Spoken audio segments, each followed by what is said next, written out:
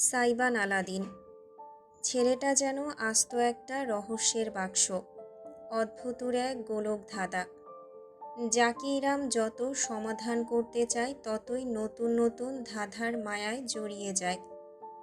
যখনই মনে হয় ব্যাস এইটুকুই, এর চেয়ে বেশি অনন্য সাধারণ হওয়া সম্ভব নয়, তখনই সাইবান এমন কিছু করে বসে যে ইরাম অত্যাশ্চর্য হতে বাধ্য হয়।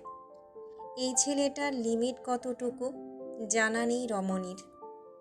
গিজার বসানোর কারণে পানিটা উষ্ণ, রাতের বেলায় শরীর ছুঁয়ে যেতেই কেমন আরাম বোধ হচ্ছে। শাওয়ারের নিচে দাঁড়িয়ে কাক ভেজা হয়ে রাত্রির সকল ক্লান্তি ধুয়ে মুছে ফেলছে ইরাম। লেকের ধারে স্ট্রিট লাইটের নিচে স্বামীর বলে যাওয়া কথাগুলো বারবার তার কানে বেজে চলেছে। আমি কোনো ডিল চাই না, আমার শুধু আপনাকে আর পোটলাকে চাই। ছেলেটার প্রতি কোনো কালে কোনো প্রত্যাশা রাখেনি ইরাম, অথচ সে আর তার প্রত্যাশাকে দুমড়ে মুচড়ে বুড়ো আঙুল দেখিয়ে উঠে গিয়েছে সব কিছুর ঊর্ধ্বে।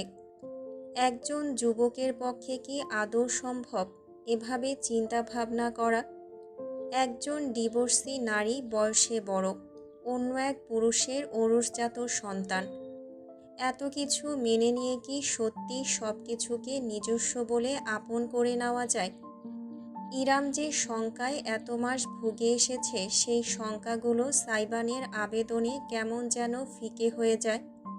হ্যাঁ, ছেলেটা ভুলের ঊর্ধ্বে নয়, যেমন নয় ইরাম নিজেও, কিন্তু সে তো নিজের ভুলগুলোকে কোনোদিন যথাযথ ধরে বসে থাকেনি। তথাকথিত মেল ইগো ছেলেটার চালচলনে কোনো দিন প্রকাশ পায়নি, অথচ ইরাম তো সেই হিসেবে নিজের ভুলগুলোকে ঠিকঠাক নিয়ন্ত্রণ করতে পারেনি। তারপরও কি ছেলেটা কোনো দিন পিছিয়ে গিয়েছে? বরং ইরাম 2 পা পেছালে সাইবান 4 পা এগিয়ে এসেছে। উষ্ণ পানি ইরামের ত্বক ছুঁয়ে গেল, শ্যামলা ত্বকে লালচে বরণ ফুটল। শুধু শরীর নয়, আজ উষ্ণতা ছুঁয়েছে তার অন্তরকে। জীবনে আরও একবার নতুন রঙে রাঙাতে ইচ্ছে হচ্ছে। খুব কি ভুল হবে যদি আরেকটিবার বিশ্বাস করা যায়? এক যুবক তার প্রতিজ্ঞায় চির ধরিয়ে ফেলেছে। বাদ বসানো অনুভূতিগুলো কেমন জোয়ারে পরিণত হয়েছে। এই তাণ্ডব ইরামের মনের দুর্গ নাড়িয়ে ফেলেছে। হ্যাঁ, স্বভাবে সে বেপরোয়া অপ্রতিরোধ্য গেঞ্জি, উপস, জেনজি, তবে নিজের পরিবারের ক্ষেত্রে দুর্দমনীয় হিমালয়, যে ইরামকে অবধি দ্বিতীয়বার ভাবতে বাধ্য করেছে আজ। অতি সূক্ষ্ম এক হাসি ছুঁয়ে গেল রমণীর ঠোঁটে। চোখ বুজে উষ্ণ পানির বিচরণ অনুভব করল সে প্রাণ ভরে। ভেজা ঠোঁটে বিড়বিড় করল আপন মনে, আমার আলাদিন। গোসল সেরে সুতি কাপড়ের এমব্রয়ডারি করা একটা গোল জামা পরল ইরাম। এগুলো নতুন কেনা, গত মাসে সামিয়ার সারিকার সাথে শপিংয়ে যাওয়া হয়েছিল, তখন তার খালা ওরফে শাশুড়ি কিনে দিয়েছেন। বেশ আরাম আছে এগুলোতে। চুল মুছতে মুছতে বাথরুমের বাইরে বেরোলো সে। সামনের দৃশ্যটি তাকে মুগ্ধতায় গ্রাস করল বিনা কারণেই। বিছানায় আরামে ঘুমাচ্ছে ইজান। সে আসার পর খানিকটা খাওয়াতেই কাদা হয়ে গিয়েছে একেবারে। দিন দুনিয়ার কোনো হুঁশ নেই, নিদ্রা আচ্ছন্ন। ছোট ছোট হাত দুইখানা মুখের দুই পাশে মুঠো করে রাখা। ইরাম গোসল করতে যাওয়ার সময় ঢেকে যায়নি ইজানকে, অথচ এখন একটা পাতলা চাদর দিয়ে ছোট্ট শরীরটা ঢাকা। কাজটা কার বুঝতে কিছুই বাকি রইল না ইরামের। বুক ভরে উঠল তার তৃপ্তিতে, যার জন্য এত কিছু, এত সংগ্রাম, এত লড়াই। সেই ছোট্ট মানুষটা ভালো আছে, এর থেকে বেশি কিছু কোনোদিন ইরামের চাওয়াই ছিল না। তোয়ালে রেখে ঘুরে তাকালো সে। রুমের সাথে লাগোয়া বারান্দা আছে একটা, সেই বারান্দার দরজা খোলা। সেখান দিয়ে দেখা যাচ্ছে রেলিংয়ে হেলান দিয়ে দাঁড়িয়ে আছে সাইবান। ইরামের আগেই গোসল সেরেছে সে। একটা ঢোলা হাফ হাতা শার্ট আর ট্রাউজার পরনে। শার্টের বুকের দিকটার বোতামগুলো খোলা, গলায় ঝুলে থাকা একটা সিলভার চেইন চকচক করছে। চুলগুলো এখনো আধভেজা, তাকিয়ে আছে সুদূর আকাশ পানে। বাতাসের ঝাপটা এসে গায়ে লাগছে, তাকে দেখাচ্ছে কোনো শিল্পীর হাতে গড়া সুনিপুণ এক ভাস্কর্যের মতন। ইরাম তাকিয়ে রইল অনেকটা সময়, অতপর পায়ে পায়ে এগিয়ে গেল বারান্দার ভেতরে, দাঁড়ালো সাইবানের পাশে। আকাশে কি দেখছো? নরম গলায় শুধালো ইরাম। সাইবান তার দিকে তাকালো না, আকাশের দিকে দৃষ্টি রেখেই উত্তর দিল, তারা গুনছি। তারা গুনে শেষ করা যায় না। যতদিনে আপনি জবাব দেবেন ততদিনে শেষ হয়ে যাবে। ইরাম মাথা ঘুরিয়ে সরু দৃষ্টিতে তাকালো। কি জবাব চাও তুমি? সেটা আপনি বুঝে নিন।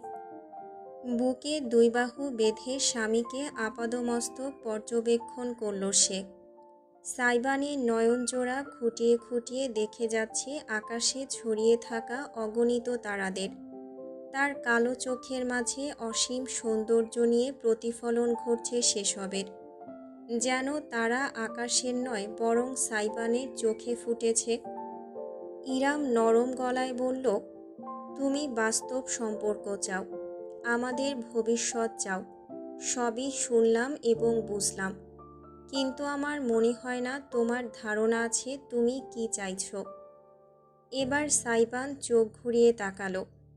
ইরামের মুখে ঘোরাফেরা করে ঠোঁটের উপর থামল তা 1 সেকেন্ডের জন্য। পরক্ষণেই আবার চকিতে চোখ উঠে এলো, নয়নে নয়ন মেলালো। আমি না বুঝে জেদ করছি, তাই মনে হয় আপনার? ইরাম মাথা দোলালো। একটা দীর্ঘশ্বাস ফেলে বলতে শুরু করলো, তুমি জেদ করছো না, তোমার চাওয়াটা স্বাভাবিক। কিন্তু তুমি বুঝতে পারছো না জীবনটা অনেক বড়। আজ বর্তমান একরকম, কাল সেটা নাও থাকতে পারে। মানুষের মন পরিবর্তন হতে 2 সেকেন্ড সময়ও লাগে না। সেখানে বছরের পর বছর ধরে একসঙ্গে চলাটা কঠিন। চোখ তুলে স্বামীর গভীর দৃষ্টি মাঝে সরাসরি তাকালো ইরাম। বলল, তোমার আর আমার জন্য সেটা আরও কঠিন, কারণ আমাদের বয়সের বিভেদ। আর 5টা সাধারণ দম্পতির সঙ্গে নিজেদের তুলনা করাটা কঠিন। তুমি ভবিষ্যতে আরও ম্যাচিউর হবে, তোমার চিন্তাধারায় পরিবর্তন আসবে। এটা জাগতিক নিয়ম, দোষের কিছু নয়। একটা ঢোক গিলল ইরাম, তার কণ্ঠস্বর অনেকখানি মিয়ে এলো। আর কিছু বছর পর আমার চুলে পাক ধরবে, শরীর ভেঙে যাবে, চেহারার জেল্লা কমে যাবে। তখনও কি তোমার আমাকে মনে ধরবে? গাঢ় নীরবতা। রেলিংয়ের উপর হাত চেপে বসল ইরাম। বাতাসের প্রবাহ এসে এলোমেলো করে দিয়ে গেল তার হালকা ভেজা চুল। মিনিট খানেক নৈঃশব্দ রাজ করল। অতপর অতি ধীরে তার কাছে সরে দাঁড়ালো সাইবান। রেলিংয়ের উপর রাখা তার হাতটার উপর নিজের বিশাল হাতটা রাখল। সব শীতলতা যেন তৎক্ষণাৎ দূরীভূত হয়ে গেল। ইরাম টের পেল উষ্ণতার আচ্ছাদন। সূক্ষ্ম হাসল সাইবান। আমার কাছে যদি টাইম মেশিন থাকতো, আমি সবার প্রথমে কি করতাম জানেন? কানের কাছে গভীর কণ্ঠটা বাজল বুঝি। রমণী এমন অপ্রাসঙ্গিক প্রশ্নে অবাক হলো, তবুও শুধালো, কি করতে? অতীতে গিয়ে সেই সময়টায় আপনাকে দেখতাম, যখন আপনি একজন নারী থেকে একজন মা হয়ে উঠছিলেন। পাশ থেকে সরে পিছনে দাঁড়ালো সাইবান। ইরামের কাঁধে মাথা ঠেকালো, জড়িয়ে ধরে একটা হাত রাখলো অর্ধাঙ্গিনীর উদরের মাঝে। পোটলা যখন এইখানটায় বসবাস করত, তখন আপনাকে কেমন লাগতো দেখার ইচ্ছা আমার আমৃত্যু মিটবে না। একটু থেমে সে যোগ করল, আপনার ফোলা পেট, ভারী শরীর, খিটখিটে মেজাজ, বাচ্চামো ব্যবহার, চামড়ার স্টেচ মার্ক, এসব দেখার জন্য যে কোনো কিছু সওদা করতে পারে, তার কাছে আপনার পাকা চুল, গলিত জ্যোৎস্না। ইরাম নির্বাক হয়ে রইল। কেমন অনুভূত হচ্ছে তা ব্যাখ্যা করাটা মুশকিল। বুকের ভেতর ঝড় উঠেছে, যে ঝড় এত সহজে দমবে না আজ। অভ্যন্তরে যে সত্তাটাকে ইরাম বন্দি করে রেখেছে, আজ সে দুয়ারে কড়া নেড়ে স্বাধীনতা চাইছে। আর কত দূরত্ব, আর কত লুকোচুরি। একটুখানি ভালোভাবে বাঁচার অধিকার কি তার নেই? টালমাটাল এই দোলাচলের মাঝেই তার কানে ভেসে এলো, আপনার প্রতিটা রূপই এই অধমের চোখে প্রবল আকর্ষণীয় ইরাম। এ যেন এক নিগূঢ় আহ্বান। হাজার চাওয়া সত্ত্বেও এই আহ্বানের সামনে নিজেকে রোখা গেল না। কাঁপা কাঁপা একটা হাত ইরাম নিজের উদরে চেপে বসা পুরুষালী হাতটার উপর রাখল। আঙুলগুলো জড়িয়ে গেল তার নরম আঙুলের ভাঁজে ভাঁজে। আলাদিন? হুম। ডাকের বিপরীতে যখন উত্তরটা ভেসে এলো, তখন ইরামের খুব মধুর অনুভূতি হলো। নিজেকে স্বাধীনতা দিল সে। এলিয়ে দিল শরীরটাকে স্বামীর বুকের বিপরীতে। সাইবান আরও শক্তভাবে তাকে জড়িয়ে কাছে টেনে নিল, ঘাড়ে মুখ গুজল। সদ্য গোসল সেরে আসায় ইরামের শরীরের শীতল সুবাসটুকু তাকে মাতোয়ারা করে দিচ্ছে। নিজেকে নিয়ন্ত্রণ করতে বড্ড কষ্ট হচ্ছে। ইরাম আকাশের তারাদের দিকে চেয়ে বলল, একটা সম্পর্কের মূল ভিত্তি বিশ্বাস। যেখানে বিশ্বাসের বার সেখানে নিষিদ্ধ সর্বনাশ। আমি তোমাকে কতটুকু বিশ্বাস করি জানি না, তবে তুমি আমার জীবনের এমন কিছু সত্য জানো যার সম্পর্কে দ্বিতীয় কোনো ব্যক্তির ধারণা নেই। You know my darkest secret, my darkest past. কিন্তু সেই হিসেবে আমি তোমার সম্পর্কে কতটুকু জানি? সাইবান থমকালো। মুখ তুলে খানিকটা বিস্ময় নিয়ে তাকালো অর্ধাঙ্গিনীর দিকে। ইরাম তার আঙুলগুলো শক্তভাবে চেপে ধরে নিজেদের মেলানো হাত দুটো দেখতে দেখতে বলল, যদি তুমি আমাদের মাঝে সত্য চাও, তবে তোমাকেও সত্য হতে হবে। আমি জানি না তুমি আমাকে বিশ্বাস করো কি না। যদি মনে হয় এক বিন্দু হলেও করো, তাহলে তোমাকে বুঝতে আমাকে একটুখানি সাহায্য করো, কেমন? সাইবানের আঙুলগুলো ইরামের আঙুলের মাঝে এতটা জোরে চেপে বসল যে রমণী এবার রীতিমতো ব্যথা পেল। তবুও নিজের হাত সরিয়ে নিল না, স্বামীকে সময় দিল। সাইবানের চেহারা শক্ত হয়ে গিয়েছে। চোখজোড়া থেকে নমনীয় ভাব বিদায় নিয়ে কেমন বিষণ্ণতা ভর করেছে। অবশেষে ঝুঁকে ইরামের কাঁধে কপাল ঠেকালো সে। একটা দীর্ঘশ্বাস ফেলল। আপনি কবে থেকে জানেন? তার কণ্ঠ হালকা ভাঙা শোনালো। ইরাম জবাব দিল, আমি জানি না। তোমার কাছ থেকে জানতে চাই। তুমি বললে তবেই আমি জানব। কিছুক্ষণ নীরব হয়ে থাকলো সাইবান। ইরাম ভাবল, কোনো প্রতিক্রিয়া আসবে না হয়তো। হয়তো সে অতটাও কাছাকাছি যেতে পারেনি এই ছেলেটার। যতটা কাছাকাছি গেলে মনের কথাগুলো একেবারে লুকিয়ে না রেখে খোলাখুলি বিনিময় করা যায়। অথচ তার আলাদিন তাকে আরও একবার পরিপূর্ণভাবে হতবাক করে দিল। আগের তুলনায় শান্ত হয়ে বলল, আমাকে একটু সময় দিন, একটুখানি গুছিয়ে নেই। আমি আপনাকে নিজে থেকেই সব বলবো। ব্যাস, আর পারা যায় না। এত কিছুর পর আর ফিরিয়ে দেওয়া মানায় না। ইরামের বুকের ভেতরটা ধড়ফড় করে উঠল। মনে হলো যেন শ্বাস আটকে যাবে তার। সাইবান বলে গেল, আর থ্যাঙ্কস। আমার মতন মহা বোকামি না করে আপনি সরাসরি আমার কাছে এসেই জানতে চেয়েছেন। আমি দাম্পত্য জীবনে এখনও কাঁচা। হালটা আপনাকে শক্ত হাতে ধরতে হবে। সহসাই উল্টো ঘুরে দাঁড়ালো ইরাম। দুর্বোধ্য হৃদয় চেপে দুই হাত তুলে সাইবানের মুখটা চেপে ধরল। তোমাকে কি কোনো বাহানাতেই আটকানো যাবে না? মৃদু হাসল সাইবান। ইরামের হাতে বিড়াল ছানার মতো নিজের মুখ ঘষতে ঘষতে বলল, তালা আটকায় চাবিতে, মাছ আটকায় বড়শিতে, আর আমি আটকাই আপনাতে। ঝুঁকে এলো সে। স্তব্ধ অর্ধাঙ্গিনী সন্নিকটে থেমে প্রাণ ভরে তার ভ্রুজোড়ার ভাঁজ, চেহারার লালিমা এবং ঠোঁটের কাঁপুনি খেয়াল করল।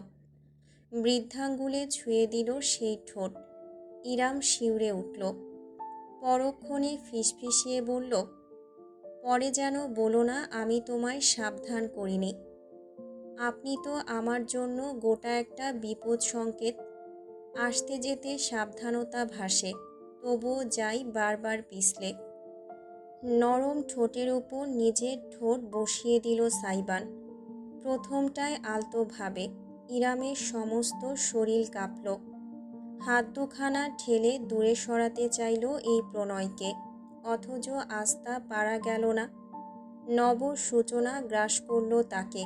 নতুন প্রত্যাশা, আশা, ভরসা এবং স্বপ্নের উদয় ইরামকে আর নির্বিকার থাকতে দিল না। সাড়া দিল সে। সাইবান তাতে সেকেন্ড খানেকের জন্য জমে গেল। বুঝি এমন নিগুড় উৎসাহ আশা করেনি। ঠিক পর মুহূর্তেই সব দ্বিধাদ্বন্দ্ব ভেঙে চুরমার হয়ে গেল। দুই হাতে ইরামকে কাছে টেনে নিজের সাথে পুরোপুরি মিশিয়ে ফেলল সাইবান। অর্ধাঙ্গিনী তার শক্তপোক্ত শরীরের ভার স্পষ্ট টের পেল। সঙ্গে তীব্র আবেগের উদগীরণ। ইরামের চোখজোড়া বুজে গেল। সে শুধু অনুভব করে গেল তার ঠোঁটের মাঝে সাইবানের ঠোঁটের আগ্রাসী বিচরণ। এক হাতে তার চুল আঁকড়ে ধরল স্বামী। কোমরে আঙুল চেপে ঠেলে দিল রেলিংয়ের উপর। সিমেন্টের থামে পিঠ ঠেকল ইরামের। না চাইতেও সামান্য গুঙিয়ে উঠল সে, I want you my precious. ভারী নিঃশ্বাস ফেলতে ফেলতে তার ঠোঁটের বিপরীতে ফিসফিস করল সাইবান। তার উজ্জ্বল চেহারাটা কেমন যেন রক্তিম আভা ধারণ করেছে। কপালে চুল এলোমেলো হয়ে পড়েছে। ভ্রু পিয়ার্সিং অশনি সংকেতের মতন চিকচিক করছে। আর ওই চোখ জোড়ায় যেন জনম জনমের মোহ। ইরাম বিমুগ্ধ চেয়ে দেখল। সাইবান তার নাকের ডগায় চুমু খেয়ে আবারও বলল, এত আদর আর বুকে রাখা যায় না। আজ আমার আদরিনী হয়ে যান না। ইরাম মৌখিক কোনো উত্তর করল না। দুই হাত বাড়িয়ে স্বামীকে কাছে টেনে প্রথমে তার কপালে চুমু দিল। অতঃপর পুনরায় সেই ঠোঁটের ভাঁজে নিজের ঠোঁট ডুবিয়ে দিল। সাইবানের আঙুল তার চুলের মাঝে চলে গেল, আঁকড়ে ধরল যেন সমস্ত অস্তিত্বকে। ইরাম নিজেকে বিলিয়ে দেওয়ার সাহস করল। চোখ বুজে ফেলতেই মনে হলো যেন অসংখ্য হাত তাকে চারিপাশ থেকে জাপটে ধরতে চাইছে।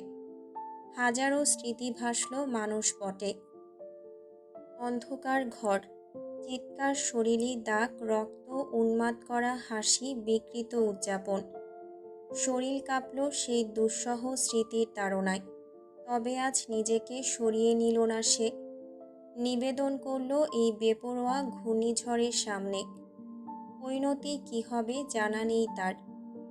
ইরামের শরীরটাকে শটান শূন্যে তুলে ফেলল সাইবান, যেন পুতুল মাত্র। হনহন করে হেঁটে বারান্দা থেকে চলে এলো রুমের ভেতর। বিছানার একপাশে সযত্নে শুইয়ে রাখল। ইরাম উঠে বসার সুযোগটুকুও পেল না। এর আগেই সাইবানের ভারী শরীর চেপে এলো তার উপর। হাত দুটো চেপে ফেলল ম্যাট্রেসে। অর্ধাঙ্গিনীর ঠোঁট পেরিয়ে চিবুক, কানের লতি ছুঁয়ে গেল তার অধর জোড়া। নেমে এলো আরও নিচে, গলার কাঁধের সংযোগে। ঠিক যেখানে উন্মুক্ত হয়েছে ইরামের পালস, সেখানে একটা কামড় বসিয়ে দিল সাইবান। আলাদিন। রমণীর মনে হলো তার ধর থেকে আত্মা বোধহয় বেরিয়েই গেল। নামটা অজান্তেই মুখ ফসকে বেরিয়ে এলো আবেদন নিয়ে। হাসল সাইবান। আবেশিত গলায় বলল, হ্যাঁ, আপনার আলাদিন। ইরামের গলায় মুখ গুজে দিল সে। তার মাতাল করা ছোঁয়ায় কম্পিত হতে লাগল রমণীর সর্বাঙ্গ।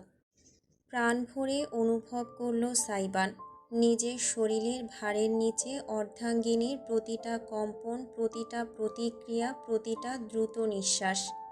দারুণ মুগ্ধতা গ্রাস করলো তাকে। আপনা আপনি ইরামের পিঠের নিচে হাত চলে গেল তার। জামার বোতামগুলো খুলতে লাগলো, সময় নিয়ে একটা একটা করে। উন্মুক্ত হওয়া কাঁধে ছুঁয়ে দিল নিজের ঠোঁট, যত গভীরভাবে সম্ভব, যতবার পারা যায়। বাদ দেওয়া যাবে না 1 ইঞ্চি ত্বকও। ইরামের বাম কাঁধ রাঙিয়ে উঠল তার আদরের চিহ্নে। অসীম তৃপ্তি হলো এই দখলদারিত্বে। পিঠের মাঝে হাত বুলিয়ে ইরামের কানের লতিতে কামড় বসাতেই হঠাৎ আ উয়া জমে গেল উভয়ই। ঘোর থেকে বেরিয়েছে এমন দৃষ্টিতে তাকালো একে অপরের দিকে। টকটকে লাল হয়ে ওঠা মুখে চেয়ে রইল ইরাম স্বামীর মুখ পানে। তারপরই মাথা কাত করে দেখল পাশে বিছানায় আরেকটু দূরে শুয়ে হাত পা ছুঁড়ে কাঁদছে ইজান। এক মুহূর্তের জন্য তার কথা মাথা থেকে বেরিয়ে গিয়েছিল দুজনের। ভীষণ লজ্জাবোধ হলো ইরামের। সাইবানের বুকে হাত ঠেকিয়ে বলল, সরো, কুচুকু কাঁদছে। অথচ এক চুলও নড়ল না সাইবান।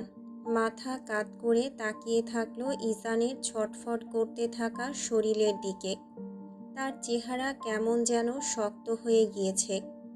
ভ্রুজোড়ার মাঝে তীব্র টান টান ভাঁজ। কপালের পাশে শিরা উপশিরা জেগে উঠেছে। গলার দিকটায় ধমনী স্পষ্ট দপদপ করছে। কাছাকাছি থাকায় শরীরে হঠাৎ বেড়ে যাওয়া উত্তাপটাও ইরাম স্পষ্ট টের পাচ্ছে। স্ত্রীকে বিদ্যুৎ দিলে যেমন ধীরে ধীরে গরম হয়ে ওঠে, সাইবানও ঠিক তেমন গরম হয়ে যাচ্ছে।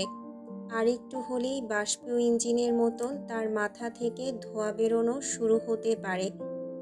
ইরাম উঠতে চাইল, এবার খানিকটা জোরেই ধাক্কা দিল। আলাদিন! ধপ করে তার কাঁধে মাথা গুজে ফেলল সাইবান।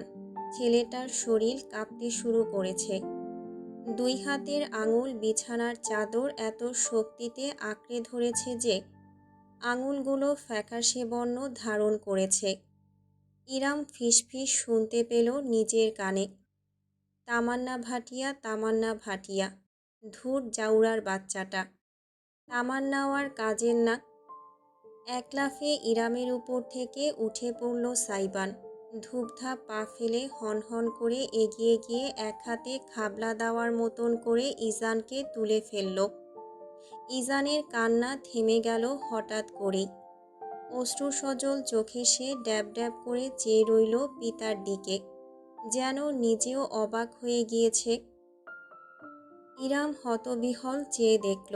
সে নিশ্চিতভাবে জানে ইজান কথা বলতে পারলে বলতো, এটা কোন ধরনের বেয়াদবি আব্বু? তার মুখ থেকে বেরোলো, গুই। তোরে গুয়ের পোটলায় বাইন্ধা পিসা দিয়া একসের ওসাইতে পারতাম। সাইবানের মুখ থেকে বরিশাল্লা ভাষা বেরিয়ে গিয়েছে। ইরাম ফ্যাল ফ্যাল করে শুধু দেখে যাচ্ছে কাণ্ড। ইজানও কম যায় না। কত বড় সাহস বাপে ওনাকে গালি দেয়। সেও ছোট্ট পা তুলে বুক বরাবর লাথি হাঁকিয়ে খেকিয়ে উঠল, আগাগু! এক্কা পাক্কা মারমু এইখানে ফ্লাশ হবি যাইয়া লেট্টিনে। সত্যি সত্যি ছুঁড়ে দেওয়ার ভঙ্গি করল সাইবান। তার বাহুর মাঝে সাপের মতন হাত পা জড়িয়ে আঁকড়ে ধরে ফেলে ইজান নিজে শক্ত মাড়ির এক ভয়ানক কামড় বসিয়ে দিল বৃদ্ধাঙ্গুলে। সূচ ফোটার মতন একটা ব্যথা হলো। সাইবান ঝটকা দিয়ে উঠল। আহ! ভারসাম্য হারিয়ে বিছানায় বসে পড়ল সে। ইজান তার হাত থেকে নেমে গড়িয়ে গেল ম্যাট্রেসের উপর। কার্যসিদ্ধি হাসিল হয়েছে। বিজয়ীর ভঙ্গিতে মাথা তুলল সে। তাতেই দেখা গেল নিচের মাড়ির উপর সাদা সাদা সূচালো কিছু একটা, একেবারে জলজল করছে। কোদালের খোঁচানি! গর্জে উঠল সাইবান। ইরাম যেন সম্বিত ফিরে পেয়েছে এতক্ষণে। দ্রুত ইজানকে বুকে টেনে নিল সে। দেখি দেখি, আমার কুচুকুর দাঁত উঠেছে। একটা আঙুল ঢুকিয়ে সন্তর্পণে পরীক্ষা করল ইরাম। কিছুদিন থেকেই সে বুঝতে পারছিল জায়গাটা শক্ত ছিল, দাঁত উঠবে শীঘ্রই। আজ সকালেও মুখ পরিষ্কার করার সময় সূচালো লেগেছে, তবে তখনও দাঁত ভালোভাবে বেরোয়নি। এখন স্পষ্ট দেখা যাচ্ছে। ছোট্ট একটুখানি। ইরামের মাঝে ইজান একেবারে গলে গেল। মাতৃহৃদয় আনন্দে নেচে উঠল। জড়িয়ে ধরে অসংখ্য চুমু খেল সে ছেলেকে। আমার আব্বু, আমার সোনাটা কত বড় হয়ে গিয়েছে। আমার কুচুপুটা, দাঁত উঠেছে তোমার? হ্যাঁ, কত সাহসী আমার আব্বুটা। উম্মা, উম্মা। খিলখিলে গলায় হাসল ইজান। মায়ের আদরে উত্তেজিত হয়ে পড়ল। আ আ, গু গু। শাহেন শাহে চেরাগুল্লা পোটলায় কিবরিয়া দিনের গুয়ের সময় হয়ে গেছে। ওকে 13 চামচ গু খাইয়ে পুক্কুর গু মাথায় তুলে দেওয়া হোক, শালা পাঙ্গাসের বাচ্চা। লাফিয়ে উঠে দাঁড়িয়ে পড়ল সাইবান। ইরামের বুকে লেপ্টে থাকা ইজানের দিকে আঙুল তুলে হুঙ্কার দিল, খা, তুই খা, ঝোলার খাওনডা খা। উল্টো ঘুরে হনহন করে হেঁটে রুম থেকে বেরিয়ে গেল সাইবান। যাওয়ার সময় দরজাটা এত জোরে লাগিয়ে দিল যে ঠাস করে শব্দে চারপাশ কেঁপে উঠল। প্রথমটায় স্তব্ধ হয়ে রইল ইরাম এবং ইজান দুজনই। পরক্ষণেই একে অপরের দিকে তাকিয়ে ফিক করে হেসে ফেলল। ছেলের কপালে কপাল ঘষতে ঘষতে ইরাম বলল, আব্বু তো চেতে গেছে রে কুচুপু। আবা, গু। বহুদিন বাদে প্রাণ খুলে হাসল ইরাম। শেষ রাতের দিকে ঘুমিয়ে পড়েছিল ইরাম। বলা বাহুল্য সাইবান সত্যি গত রাতে আর রুমে আসেনি। ব্যাপারটা কি হলো, এতই রাগ? সেই রাগের কথা মনে আসলো ইরামের। হাসি পাচ্ছে এখন, তাই ঘুম ভাঙতেই সে উঠে ফ্রেশ হয়ে নিল। ইজান মহারাজ রাতের দরবার শেষ করে এখন নিদ্রা বিশ্রামে আছেন। তাকে শুইয়ে রেডি হয়ে ইরাম নিচে নেমে এলো। কাঠের সিঁড়িতে ক্যাচ ক্যাচ শব্দ হলো। সাইবান অভিমানীটাকে এখন না আবার তোষামত করে ম্যানেজ করতে হয়। নিচে নামতেই বেশ কিছু খাবারের সুঘ্রাণ নাকে গেল ইরামের। সামনের দৃশ্য দেখে তার পদক্ষেপ সিঁড়ির মাঝেই থেমে গেল। বিস্মিত নয়ন মেলে দেখল সে। নিচের বসার ঘরটা মরিচবাতি দিয়ে সাজানো হয়েছে। পুরাতন দিনের বিয়েবাড়িতে যেমন রঙিন কাগজ ত্রিভুজের মতন কেটে কেটে ঝোলানো হতো, তেমন করেই ঝোলানো হয়েছে। কয়েকজন কর্মী নির্লস পরিশ্রম করে যাচ্ছে এখনও। টি টেবিলের সামনে মেঝেতে বসে অনুরাগ রঙিন কাগজ কেটে কেটে দিচ্ছে সে। পাশেই সুগন্ধা বসে বসে ঝালর বানাচ্ছে। মিসির সোফায় বসে বেলুন ফুলিয়ে রাখছে। হঠাৎ করে দেখলে মনে হবে বুঝি 90 দশকের কোনো অনুষ্ঠান বাড়িতে ঢুকে পড়েছে কেউ। ইরাম অবাক হয়ে সামনে এগোলো। অবশেষে চোখ গেল তার ওই মানুষটার দিকে। সারা রাত কোথায় ছিল বুঝতে বাকি রইল না। দেয়ালের কাছে চেয়ারের উপরে সাইবান আঠা দিয়ে একটা পোস্টার টানাচ্ছে সে।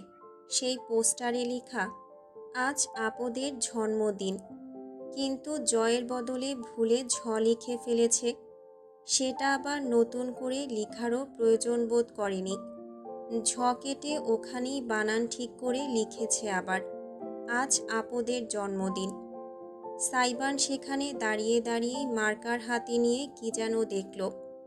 হতবাক ইরাম খেয়াল করল সেই লাইনটাও আবার কেটে কুটে সাইবান ওই কাটাকাটির মাঝখানেই লিখল, আজ আপদকে জন্মদিন।